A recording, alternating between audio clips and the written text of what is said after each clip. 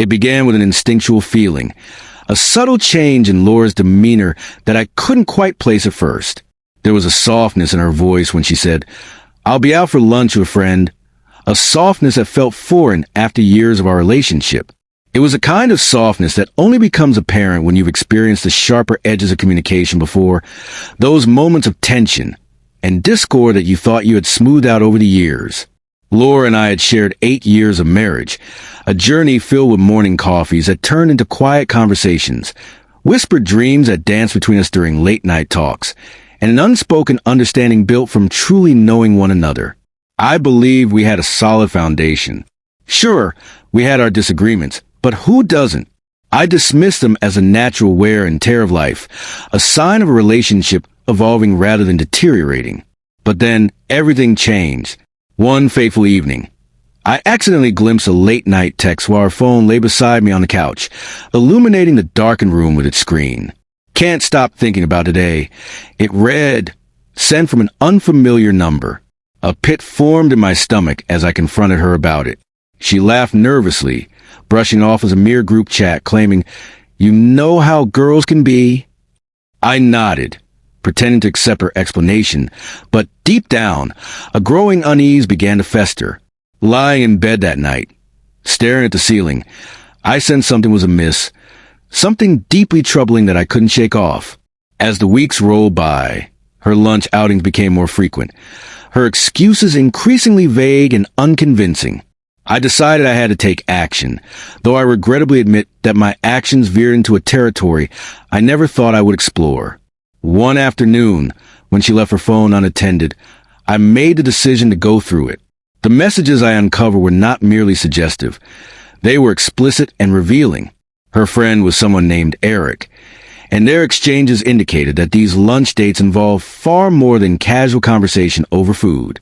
A wave of nausea and anger surged through me, mixing with an overwhelming sense of humiliation.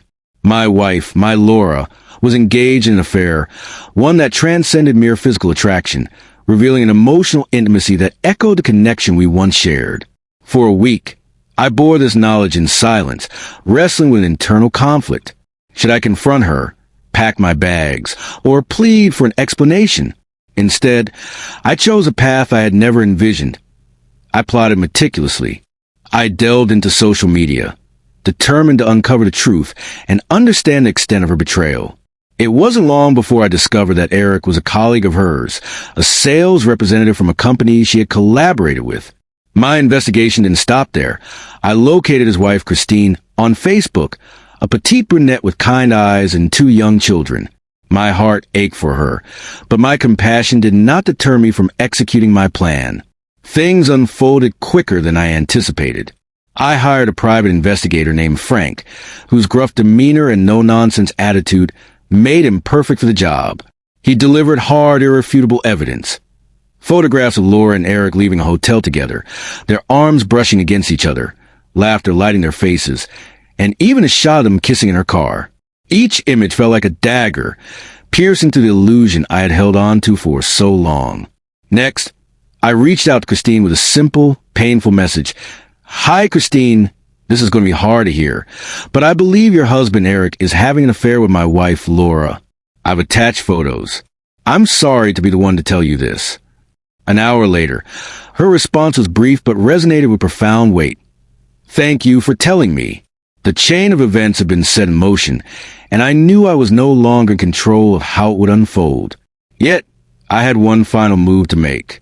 I wanted Laura to truly understand the consequences of her betrayal, so I invited her to lunch. "Let's have a date," I suggested, forcing a smile. "Just the 2 of us. We haven't done that in a while." She seemed relieved, perhaps interpreting my sudden attentiveness as a sign of innocence. Little did she know it was the calm before the storm that I had orchestrated. On the day of our lunch, I set the table with meticulous care, a crisp white tablecloth, our finest silverware, and 2 glasses of wine. It appeared to be an endeavor to rekindle romance. In reality, it was a carefully arranged stage with a manila envelope filled with damning evidence at its center. Laura entered, her face lit with the glow of her supposed lunch date, but she froze upon seeing the table. Her eyes flitted between the envelope and me, a flicker of realization crossing her features. "What's this?" she asked, her voice trembling. I gestured for her to sit. Reluctantly, she complied, her smile fading as the atmosphere shifted. I slid the envelope across the table. "Open it," I instructed, my voice steady. She hesitated, her expression a mixture of confusion and dread, but ultimately complied, her jaw tightening as she sifted through the photos and text messages that revealed her duplicity. "I can explain," she stammered, but her voice lacked conviction. "Explain what?" I leaned back, my tone calm yet sharp, like a blade waiting to strike. "That you've been lying to me for months? That you've been sneaking around with a married man? That you've treated our marriage like it's disposable?" Tears welled up in her eyes as the weight of her actions bore down on her. "It's not like that," she whispered, desperation lacing her words. "Then what is it like, Laura?" I demanded, my voice rising, fueled by a mixture of betrayal and heartbreak. "Because from where I'm sitting, it looks like you've been having your cake and eating it too." She broke down, sobbing and mumbling apologies that fell hollow. I allowed her to cry, letting her wallow in the chaos she had created. When she finally looked up, her tear-streaked face met my next revelation. "I've spoken to Christine." Her eyes widened in horror. "You what?" "She knows everything, just as I do. You've destroyed not one, but two families, Laura. Congratulations." At that moment, a knock echoed through the room, a sound that shattered the fragile silence. Laura's expression shifted to one of fear and confusion as I opened the door to reveal Christine.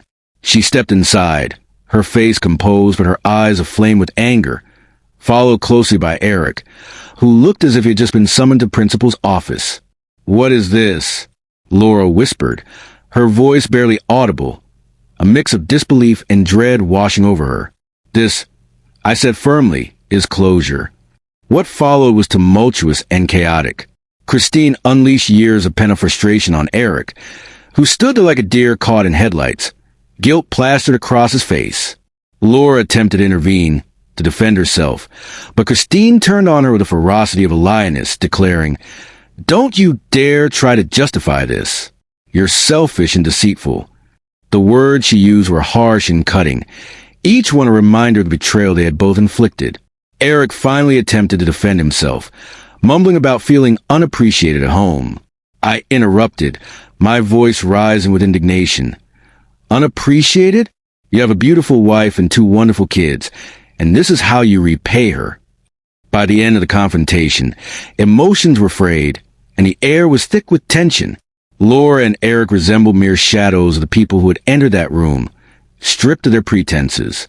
Christine and I exchanged a look of silent understanding, recognizing that we both emerged stronger from this ordeal, united by the pain of betrayal. The fallout was swift and unforgiving.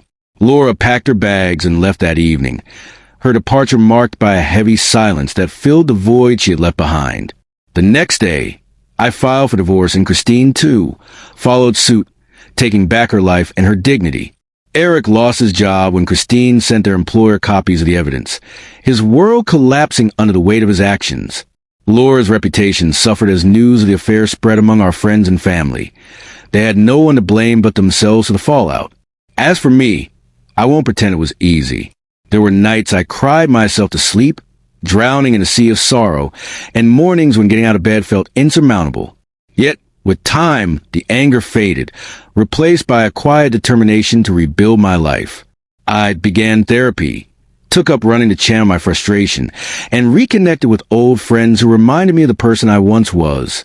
A year later, I found myself happier than I had been in years, learning to value myself and demanding honesty and respect from those around me. As for Laura and Eric, the last I heard, their relationship hadn't survived the burden of guilt and shame. Revenge may not be the healthiest of motivations, but sometimes it serves as a catalyst we need to reclaim our power, and reclaim it I did